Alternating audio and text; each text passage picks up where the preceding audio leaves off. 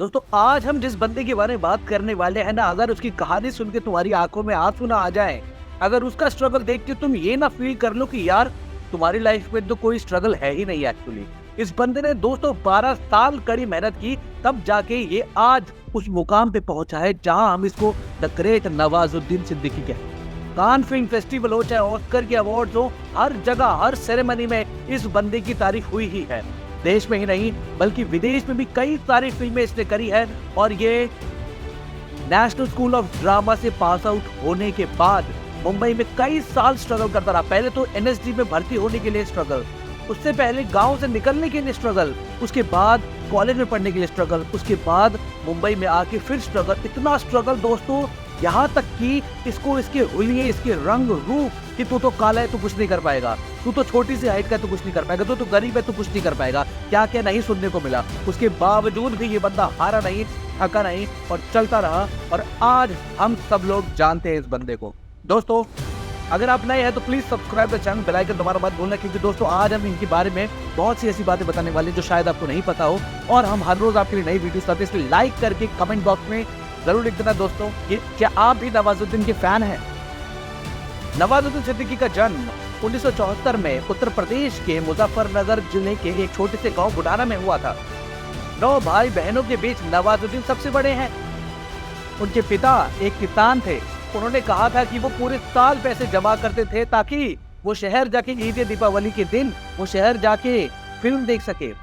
वो हमेशा से ही अपने गांव से निकलना चाहते थे क्योंकि वहाँ का माहौल बहुत बुरा था। वहाँ हर समय लड़ाई झगड़े होते रहते थे। उन्होंने एक इंटरव्यू में ये भी चीज कह दी थी कि उनके गांव में बस 3 ही चीजें चलती हैं, गेहूं, गन्ना और गन। माहौल अच्छा ना होने की वजह से वो हरिद्वार चले गए, जहां उन्होंने केमिस्ट्री में बीएससी की पढ़ाई पूरी करी। वो बड़ौदा गुजरात में बतौर केमिस्ट काम करने लगे। इस काम में उनका मन नहीं लगता था दोस्तों, लेकिन पैसे के लिए कुछ ना कुछ तो करना ही था, इसलिए वो किए जा रहे थे। एक दिन उनके एक दोस्त ने उनको गुजराती नाटक दिखाया। वो नाटक देखकर उन्हें मजा आ गया दोस्तों, और उनके अंदर से यह आवाज आई कि यार क्या मैं भी एक दिन एक्टर बन सकता हूँ, और शायद यही काम है जिसके लिए मैं पैदा हुआ हूँ। लेकिन वो अभी तक समझ नहीं पा रहे थे। वो इस फील्ड में अपना करियर बनाने के लिए दिल्ली आ गए, और उन्होंने काफी सारे प्लेस देखे और एक्टर बनने का दृढ़ निश्चय कर लिया दोस्तों।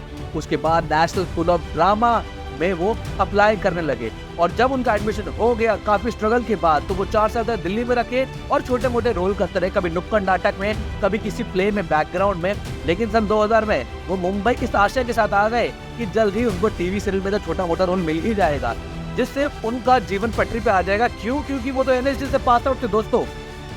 लेकिन दोस्तों ऐसा नहीं हुआ, बल्कि सीरियल के सेट से, मूवी के सेट से उन्हें ये कह के भगा दिया कि अपनी शक्ल तो देख लिया, तू एक्टर बनने आया है, तू तो इतना काला है, तेरे ऊपर तो एक्स्ट्रा लाइट मारनी पड़ेगी तब जाके तेरा चेहरा चमकेगा, तेरे ऊपर तो एक्स्ट्रा फोकस करना पड़ेगा, एक्स्ट्रा मेकअप लगाना पड़ेगा, तू तो एक्टर बन ही नहीं सकता, तूने कैसे एनएसडी से पास आउट हो गया, तू कैसे एनएसडी से पास आउट हो गया। और ये सुनकर भी वो बंदा अंदर ही अंदर कूदता रहा, अंदर ही अंदर रोता रहा, लेकिन उसने हार नहीं मानी दोस्तों। नवाज ने एक इंटरव्यू में बताया कि हर जगह वो अपना फोटो देते थे, लेकिन कोई भी रोल देने के लिए तैयार नहीं था दोस्तों। वह भिखारी के रोल के लिए तो 6 फीट का आदमी चाहिए होता था, और उनके छोटे से हाइट वाले बंदे को कोई भी रोल नहीं देना चाहता था। नवाज के पास बिल्कुल भी पैसे नहीं थे दोस्तों, इसलिए वो एनएसडी के किसी सीनियर की यहाँ पे रहने के लिए चले गए, और उनके सीनियर ने एक ही शर्त रखी कि घर का सारा काम, खाना बनाना, सब कुछ तुम्हें करना पड़ेगा। और थोड़े पैसे के लिए उन्होंने वॉचमैन की नौकरी भी की दोस्तों। और यहाँ तक कि उन्हें एक बार धनिया बेचना पड़ा सब्जी मंडी में, लेकिन धनिया बेचने की भी समझ ना होने के कारण वो धनिया के ऊपर पानी मारना ही भूल गए, जिस वजह से वो ताजा रह पाए, और धनिया कुछ ही घंटों में बासी और पुराना हो गया, और उनके वो पैसे भी चौपट हो गए। फिर उन्होंने फिल्मों में छोटे मोटे रोल खोजने की तलाश की। उनके शुरुआती दिन बहुत कठिन थे दोस्तों। उनका अभिनय सिर्फ धक्का मारने वाले रोल या भिखारी के रोल या बैकग्राउंड के रोल यही मिलते रहे उनको काफी समय तक। लेकिन उन्होंने हार नहीं मानी दोस्तों, और आशा लगाकर बैठे रहते, कभी ना कभी उनकी किस्मत भी चमकेगी। और उन्होंने अपने इंटरव्यू में एक बात कही कि उनकी माँ हमेशा खत में लिखती थी कि बेटा 12 साल में तो कूड़े के दिन भी फिर जाते, तो फिर भी इंसान है। और नवाजुद्दीन 12 साल तक का वेट करता रहा कि यार 12 साल में तो मेरा कुछ ना कुछ होगा। अब उनके पास खाना खाने के भी पैसे नहीं थे, और उन्हें लगता था कि गांव वापस जाना चाहिए, लेकिन फिर सोचते कि यार किस मुंह से मैं गांव वापस लौटूंगा। एक बार डायरेक्टर अनुराग कश्यप ने उनका हिंदी नाटक देखा, और बहुत खुश हो गए और ब्लैक फ्राइडे के अंदर उनको थोड़ा बड़ा रोल दिया जिसे नवाज ने बहुत अच्छे से निभाया और वहीं से उनको सफलता मिलना शुरू हो गई। दोस्तों वो रिकॉग्नाइज होने लग गए। कुछ बड़े रोल मिलने की वजह से उनकी पैसे की समस्या तो काफी हद तक पूरी हो गई थी, लेकिन अभी भी वो संतुष्ट नहीं थे और अपना बेस्ट देते जा रहे थे। नवाज की जुनूनियत को देख के अनुराग कश्यप ने उन्हें साइड स्टार से स्टार बनाने का सोच लिया और गैंग्स ऑफ वासेपुर में लीड रोल दे दिया। और वहाँ भी शूटिंग के दौरान कई सारे लोग कहते थे, जो शूटिंग देखते आते थे, कि यार ये हीरो है, फिल्म तो पक्का फ्लॉप है। और लेकिन ऐसा नहीं हुआ दोस्तों, फिल्म सुपर डुपर हिट हुई और आज तक ये फिल्म पैसा कमा रही और कई सारे अवार्ड भी जीते गैंग्स ऑफ वासेपुर में।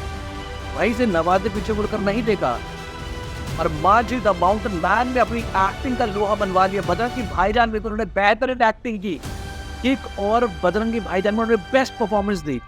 अब वो बड़े पर्दे पर ही नहीं बल्कि बहुत सारे अवार्ड्स भी जीत गए। नवाज अपने आप को स्टार नहीं एक्टर मानते हैं। उनका कहना है कि वो स्टार नहीं बनना चाहते हैं, वो एक एक्टर बन के रहना चाहते हैं, क्योंकि स्टार बनने के बाद आपकी पहचान बन जाती है और आप एक ही रोल तक सीमित रह जाते हैं।